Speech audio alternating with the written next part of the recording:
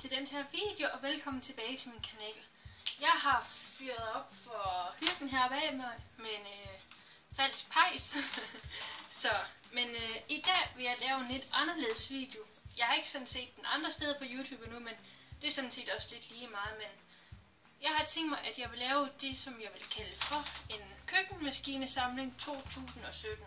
Da jeg har en del apparater efterhånden, jeg har fået samlet sammen, siden jeg flyttede hjemmefra. Så jeg synes, det kunne være mega sjovt at så vise jer, hvad det er for nogle apparater, jeg har samlet til mig indtil videre i løbet af min tid, jeg ikke har boet hjemme-agtigt noget. Hvis I vil se min køkkenmaskinesamling, så kig med her.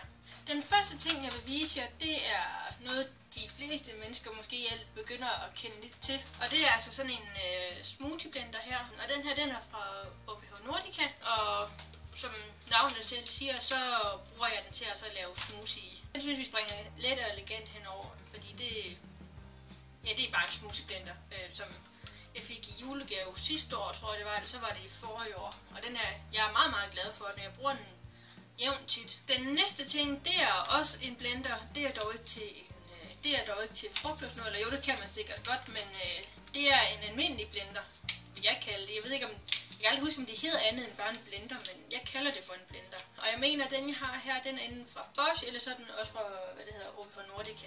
Men det er altså selvfølgelig bare en almindelig løgblender, skal vi kalde det det. Og jeg bruger den som sagt bare til at blende løg i, og den er ved at være godt brugt. Den har jeg brugt mange, mange gange, så den ser lidt slidt ud og sådan noget. Men den er super god, og det er super dejligt nemt. En nem måde at så få hakket løg på, fordi så bliver de super fine, og ligesom man vil have dem. I stedet for at man får sådan nogle træls klumper ind i munden af løg og sådan noget. Så det var min anden ting her i videoen. Og vi går videre til en stor blender, som er den tredje ting her i videoen. Og det er simpelthen sådan en foodprocessor her. Og den her, den er altså fra Bosch. Jeg bruger den sådan set mest til at så lave, farser i. Altså frikadellefars eller fars til boller i karry og sådan noget. Men jeg ved også, at man kan bruge den til for eksempel at så lave sådan nogle kiksebund til at lave cheesecake og sådan noget. Man kan bruge den til mange, mange forskellige ting, men jeg bruger den mest til at lave farser i. Og den er super smart, og det er også dejligt nem måde at så at kreere noget mad på, hvis man siger sådan, altså til frikadeller og sådan noget. Så den er jeg meget glad for, og den bruger jeg også rimelig tit. Den næste ting, jeg vil vise jer, det er også noget, de fleste de kender, i hvert fald de fleste voksne. Og det er sådan en god gammeldags, eller ikke gammeldags, men en god kaffemaskine. Mig og Jannik, min forlovede, vi drikker ikke selv helt vildt meget kaffe, men jeg synes, det er mega skønt at have en, når der kommer ens forældre og sådan noget, de kommer og der gerne vil have kaffe, så synes jeg, det er dejligt nemt og skønt, at man kan lave en kande, i stedet for at lave en enkelt kop hver gang, hvis nu det er nogen, der drikker meget kaffe. Eller til, hvis man får mange gæster, altså man har maskinen til at kan lave kaffe. Det synes jeg, det er skønt. En gang imellem drikker vi også selv en enkelt kop, men vi er ikke de store kaffedrikker herhjemme. Den næste ting, det er lidt det samme, næsten, men det er en ganske almindelig elkedel. Og den bruger jeg selvfølgelig, som de fleste ved, til at varme vand i, til varm kakao, te, vand til nudler. Jeg bruger den sådan set bare til at varme vand i, det ved de fleste. Og når jeg gør den ren, det er måske et godt råd til mange, der også har sådan en, der tænker, at nogle gange så kan de lave sådan nogle grums og sådan noget, så trænger de til at blive gjort rent. Og jeg plejer nogle gange at så bare bruge eddike. Jeg putter i bunden, og så lader jeg det nogle gange sidde natten over, eller et døgn faktisk, hvis der er meget i, så bruger jeg eddike til at gøre den ren med. Det er super effektivt. Det var lige sådan en lille husmorråd. Den næste ting, jeg skal vise jer her i samlingen, det er sådan en smart æggekoger her. Og som navnet selv siger sig, så bruger man den altså til at så koge æg i. Jeg bruger den sådan set kun mest til at så lave hårdkogt æg i, men jeg vil så også sige, at det gode ved den, det er, at de er altid hårdkogt, ligesom man vil have dem. I forhold til, hvis man laver det med en gryde, så nogle gange så synes jeg, at det altid det går galt. Men her i der bliver de altid perfekte og lige som de skal være, så den er super, super smart. Dog laver jeg stadigvæk blødkogt på den gammeldags måde i en gryde. Men til hårdkogt æg, der synes jeg, den er super, super, super god. Den næste ting, jeg vil vise jer, det er sådan en toaster her. Og den er fra OPH Nordica også. Og jeg bruger den til at lave toast i, men den hedder faktisk, når man køber den, så hedder den en sandwich maker, tror jeg den hedder. Men det har vi har aldrig brugt den til. Jeg bruger den sådan set kun til at lave toast i. Og den er super god, og den man kan nemlig have sådan et stort brød herinde i, og ikke bare de små almindelige. Hvis man gerne vil have en stor toast, for eksempel, så er den rigtig god. Den næste ting, jeg skal vise jer, det er også en brødmaker, skal vi kalde det. Og det er altså bare en ganske almindelig brødrester. Og den her, den er også fra OPH Nordica, og jeg synes faktisk, den er sådan lidt cool, eller sådan lidt smart. Sådan, jeg kan godt lide det der fasongen på den, og det sorte, og jeg synes, den er sådan en lidt fed brødrester, kan man kalde det. Altså, jeg elsker jo køkkenmaskiner og redskaber, så for mig er det her en rimelig fed brødrester. Ja, det er det. Ja. Vi suser videre til det næste her, og vi suser videre til et vaffeljern. Yes, jeg har også et vaffeljern, og det fik jeg sidste år i julegave. Og den er sådan en dejlig, klassisk vaffel herinde i. Ja. Jeg ved, man kan også få sådan en, hvor det er dobbelt i, men det synes jeg ikke er særlig hyggeligt. Så jeg ønsker mig en ganske almindelig slags gammeldags vaffeljern. Og jeg har ikke brugt det helt vildt meget endnu, men det regner med, at jeg har brugt det rigtig meget her i den her weekend. Eller i den her... Jeg har ferie nu, så det er ikke weekend, jeg har ferie, så jeg har brugt det meget her i min ferie. Jeg har lavet vafler til mig og Jannik.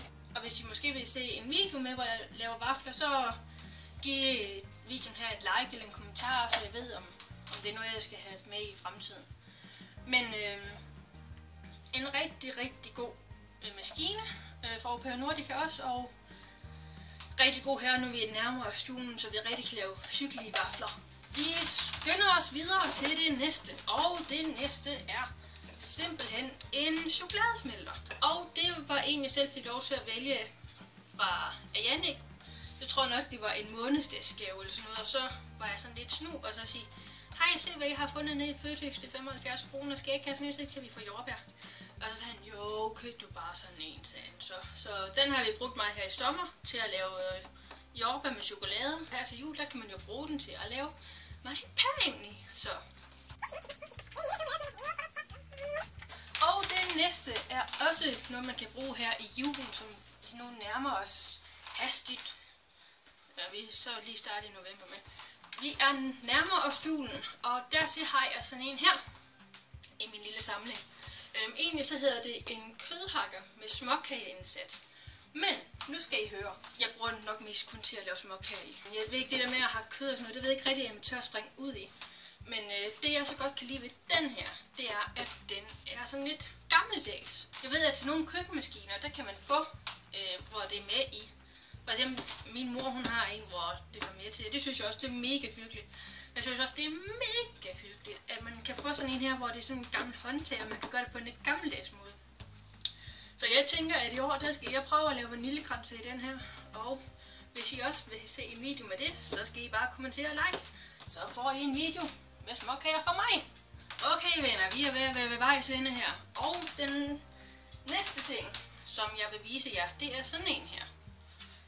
Og nej, det er ikke en metalburger. Nej. Det er simpelthen det, man kalder for en raclette. Og man bruger den simpelthen sådan til, nu skal jeg fortælle jer det, man bruger den simpelthen, så man lægger kød, og man kan lægge grøntsager, og man kan lave æggekage i den. Der følger nemlig sådan nogle fine små pander med til sådan en her, hvor man så kan lave æggekage i, og man kan sidde en lørdag aften inde ved spisebordet sammen med sine bedste venner, og man kan sidde og lave, man kan sætte den her på bordet, og så kan man sidde og hygge sig med sådan en hel masse, man har købt og hagt i skål og sådan noget, og så kan folk selv sidde og vælge, om de vil have en stik kylling med bacon eller hvad de vil. Det er den her super god til. Vi bruger den så ikke så meget, fordi den sviner rigtig meget, så det er sådan en, vi måske gemmer os hen, når vi engang flytter et hus. Så vi kan sidde udenfor og nyde sommeren med et godt glas vin og en lille raclette sammen med vores bedste venner eller familie. Ja. Okay venner, vi er næsten ved vejs ende. Jeg skal vise jer den sidste ting.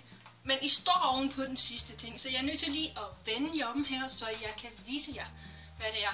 De fleste af jer har set den før, men I skal have lov til at se den igen, fordi den er mega smart. Ja, vi kigger lige med her. Og som I kan se her, så er den sidste ting en køkkenmaskine. Yes. Det er ingen køkkenmaskine. Og den her, den er fra det, der hedder Silverquest. Yes, og nogle af jer tænker, Silverquest. Det har vi da hørt før. Ja, det har jeg nemlig. For det er faktisk mærket, man kan få i Lidl. Og ja, køkkenmaskinen er fra Lidl.